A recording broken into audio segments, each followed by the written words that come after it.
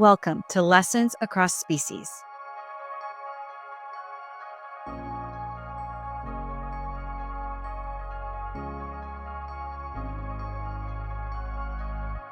I want to tell you about two people in my life who changed how I think about courage.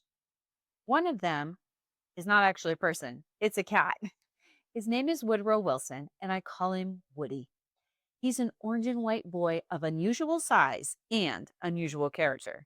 And he is, without a question, one of the least conventionally brave creatures I have ever met.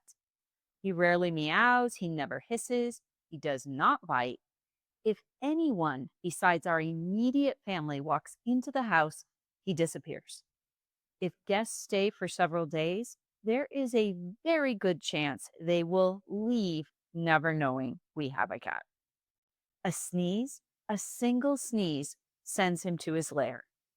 We have never found the lair. After 4 years, we have accepted this.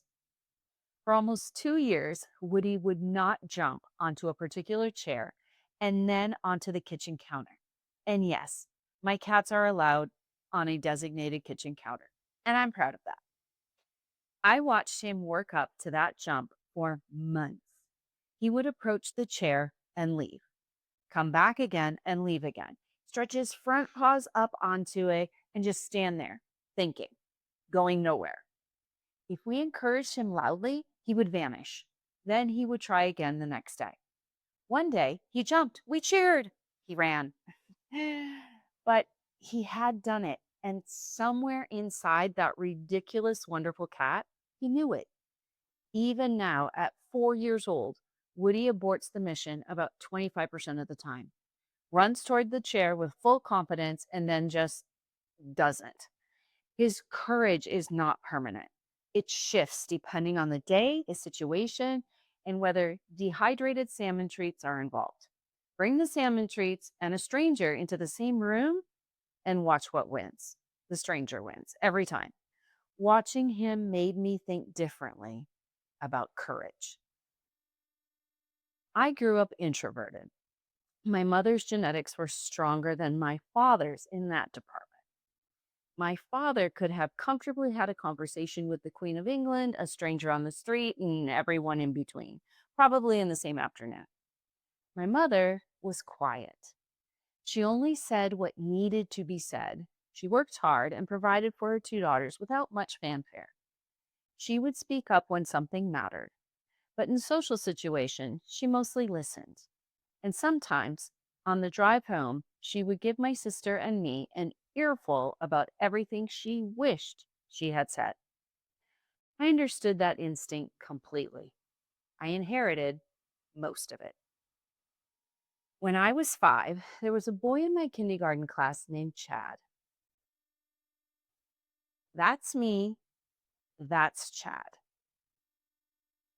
Chad liked to grab my hat and mittens and hold them out of reach. He was about 6 inches taller than I was at the time, and I would stand there and say nothing. And eventually, the teacher would say, "Chad, give Melissa her hat." And he would. And then it would happen again, every day. For months, I stored every bit of that frustration somewhere inside of my little 5-year-old body. Then one afternoon, we were lined up to walk to the buses. I was at the front of the girls' line, and Chad was at the front of the boys' line, right across from me. I looked at him. And then, out of nowhere, I walked across the space between us and him, and I punched him. Chad hit the ground crying. My teacher grabbed my arm, and I was taken to the principal's office. Mr. Thorne.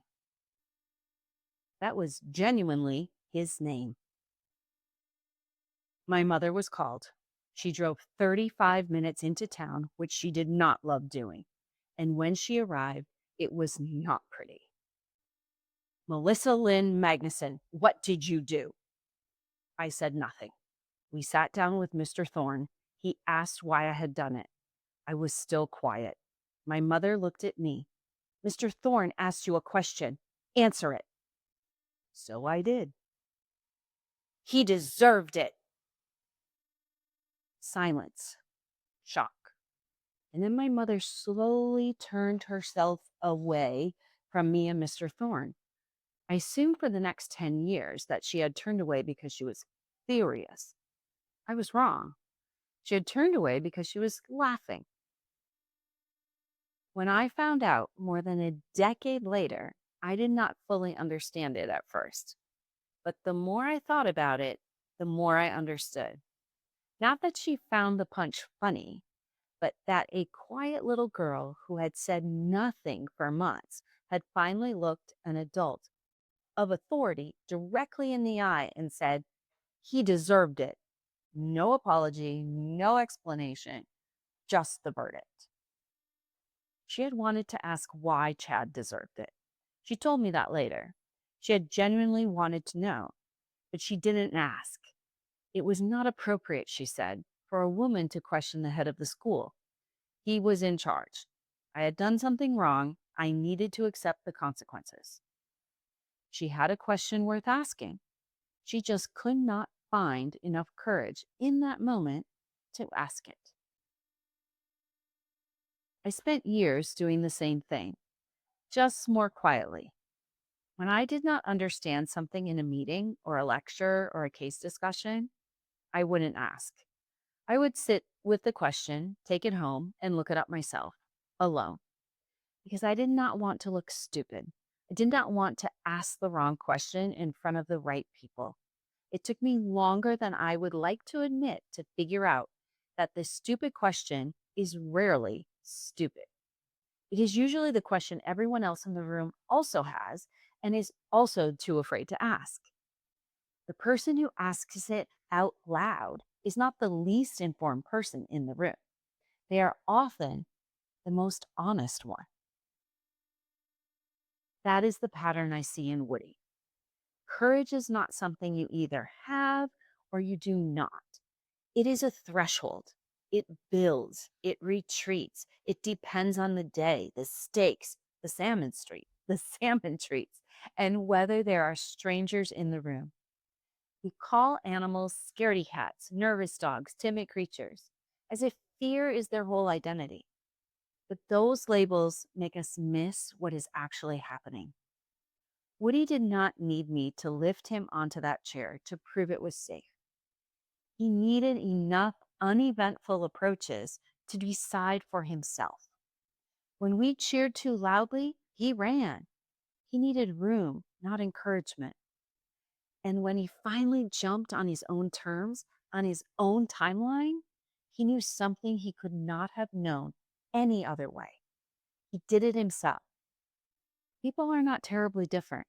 Some of us process out loud, others process internally, rehearsing, reconsidering. And by the time we have decided what we want to say, the conversation has already moved on. That silence gets mistaken for having nothing to contribute. Sometimes it just means the courage is still building. My mother died at 67 after a very short battle with stage 4 colon cancer. Her whole life was quiet. That is the best way I know how to describe it. She did not say much, but what she did say was often the most valuable thing in the room. I think about her in Mr. Thorne's office, turning away, her shoulders shaking with a question she never asked. I think about 5-year-old me standing across from Chad in that line, months of frustration, finally going somewhere. And I think about Woody, standing with his front paws on the chair, deciding whether today is the day. Being brave is not being unafraid. It is feeling the fear and doing it anyway. Sometimes that looks like a jump onto a kitchen counter. Sometimes it looks like asking the question you are convinced sounds stupid. Sometimes it looks like a quiet woman in a principal's office, turning away so no one can see her face.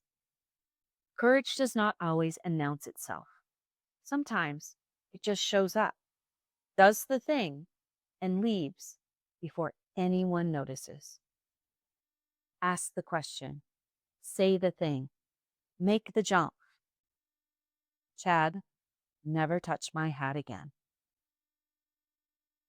Is there something in your life where courage is still waiting? Leave it in the comments. I want to hear it. Subscribe for more and read the full essay on Substack. The link is below.